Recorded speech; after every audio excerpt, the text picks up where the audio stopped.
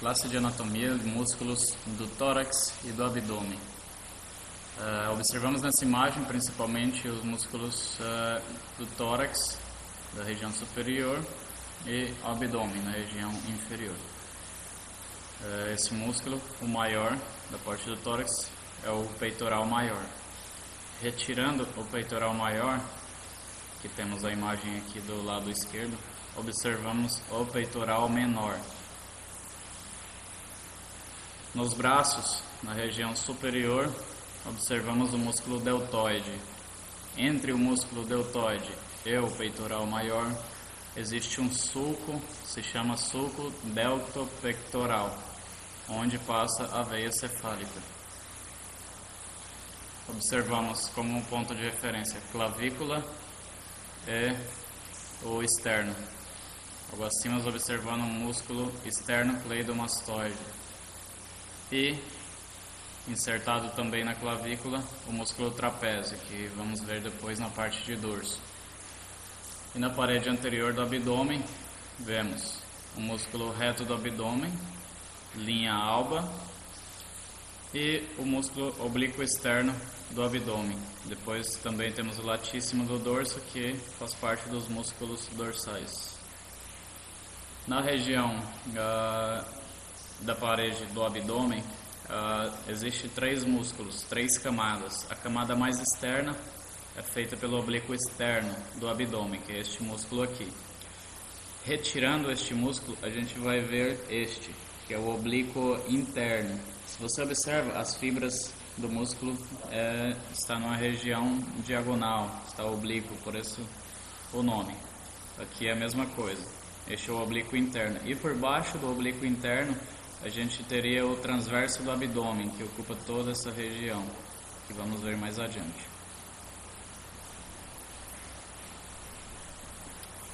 Outra vez, dessa vez o peitoral maior foi retirado. O peitoral maior estaria nessa região e nessa região. Então podemos observar o peitoral menor. Mais abaixo, observamos o reto do abdômen, linha alba, oblíquo interno. O oblíquo externo estaria por cima de tudo isso.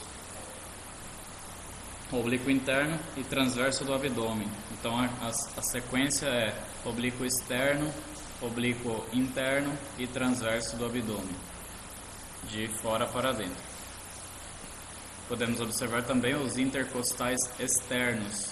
Intercostal, o próprio nome diz, entre as costelas. Observamos também na parte lateral do abdômen, a parede lateral, formada pelo serrátil anterior, o músculo da respiração. Isso. Observamos também, novamente, trapézio, deltoide, veia cefálica, veia axilar, subclávia, artéria subclávia, plexo braquial. Mais adiante vamos ver o plexo braquial e a artéria subclávia emergem em um espaço que existe entre os dois músculos escalenos, escaleno anterior e escaleno médio. Depois observamos alguns músculos infraioideos aqui também, homoioide, externo-tireoide e externo-ióide. Homoioide vai insertar na escápula, é este aqui. Se chama homo porque a escápula também pode ser chamada de omóplato, por isso homoioide, porque se inserta no osso ióide. Parede anterior do abdômen, observamos o músculo reto do abdômen, coberto pela fáscia, linha alba, e aqui o músculo mais externo da parede do abdômen, que é o oblíquo externo. Se vocês observem, as fibras do oblíquo externo têm uma disposição em direção ao bolso da calça. Então você diz que as fibras estão em direção aos dedos da mão quando você coloca a mão no bolso. E depois o serrátil anterior, que forma a parede lateral do tórax. Abaixo do oblíquo externo teríamos oblíquo interno, e abaixo do oblíquo interno teríamos o transverso do abdômen. Estes três músculos formam a parede do abdômen. mas acima podemos observar também o peitoral maior.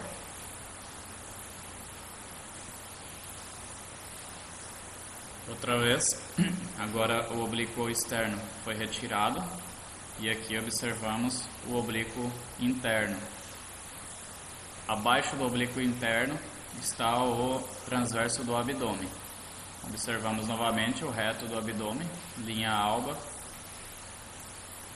oblíquo interno, outra vez. Aqui uma parte do oblíquo externo foi seccionado para visualizar o oblíquo interno. E formando a parede lateral, o músculo serrátil anterior. Este músculo que está aqui, o latíssimo dorso, é um músculo bem grande, porém faz parte do dorso. Acima vemos o peitoral maior, deltoide e veia cefálica, que passa no sulco deltopectoral. Região inferior do abdômen, em qual observamos o músculo piramidal, um músculo bem pequeno. Este músculo aqui em cima é a parte final do reto do abdômen. E este músculo é o músculo que, quando se contrai, eleva os testículos para cima, músculo cremaster. Esta região é importante, essa e essa, porque são onde ocorrem as hérnias, hérnia inguinal e hérnia femoral. Região, temos uma vista do interior do tórax e abdômen. Então aqui é o externo, as costelas, como se a gente fosse os órgãos. Estamos observando a parede do tórax desde dentro. Observamos os músculos intercostais externos, de fora. Olhando do lado de fora, veríamos os intercostais externos. Porém, agora estamos do lado de dentro. Podemos observar os intercostais internos. Logo abaixo, no tórax, observamos o transverso do tórax. E abaixo, no abdômen, o transverso do abdômen. O que vai delimitar abdômen do tórax é este músculo. O músculo mais importante da respiração, que é o diafragma. O diafragma forma uma cúpula e é o limite entre tórax e abdômen. Então, outra vez, transverso do abdômen, transverso do tórax, delimitados pelo diafragma. Logo acima podemos observar o escaleno anterior, qual eu falei para vocês que entre o escaleno anterior e o escaleno médio emerge a artéria subclávia e o plexo braquial. O plexo braquial a gente não está vendo aqui.